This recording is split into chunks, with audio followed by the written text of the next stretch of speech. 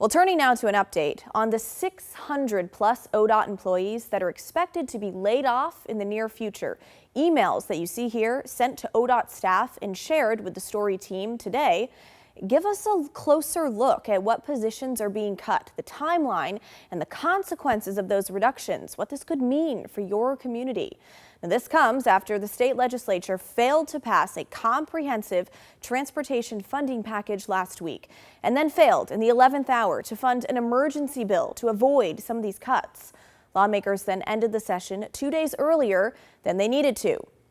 Can't miss a summer weekend, I guess. Well, now ODOT faces a more than $300 million shortfall over the next 2 years and legally cannot use federal or transit money for maintenance or agency operations. So, without help from the state, which would have to come in the form of a special session, which the governor has hinted at but not called for, ODOT management says 600 to 700 current employees will be let go. It would be one of the largest, if not the largest, state layoff in Oregon history and would represent a reduction of nearly 10% of ODOT's workforce.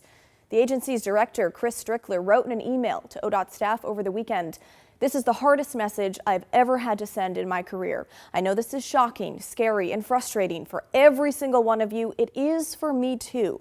This reduction is short-sighted and fails to account for the cost of inaction. It's sure to cost the state more in the long run as our assets deteriorate."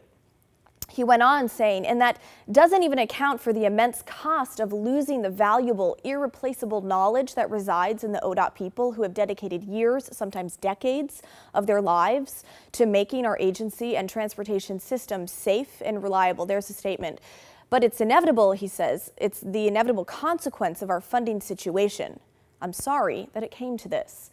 So we're told the agency is focusing on getting rid of as many vacant positions and non-personnel spending first.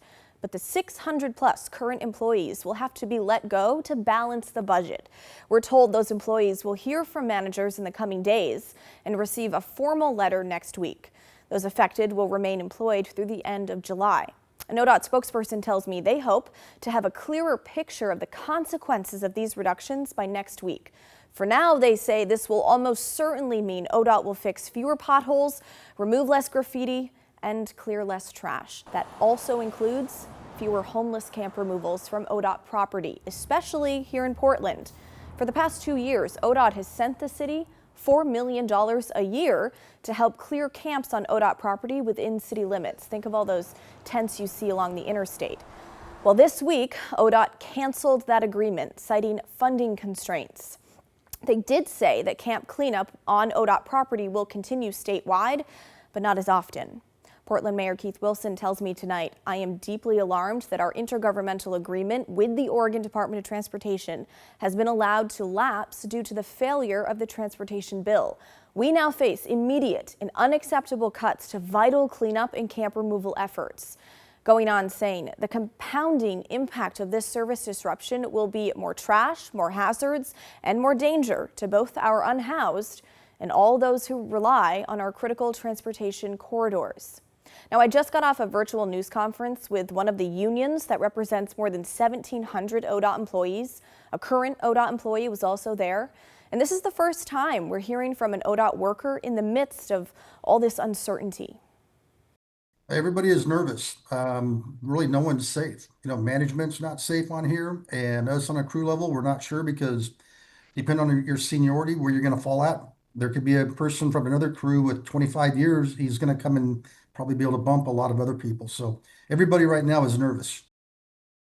Okay, what he means there about bumping others, ODOT employees represented by a union like SEIU may be able to stay at the agency, but work in a different position.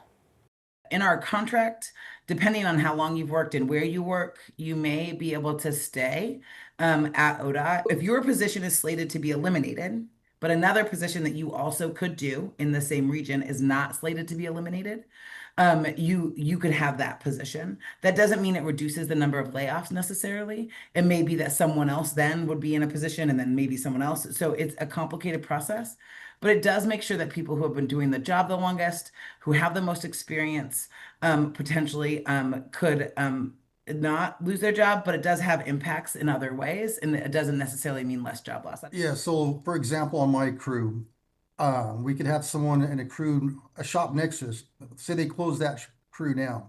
Those people with a lot of seniority could choose to come to my shop and bump people that they have more seniority, more tenure than.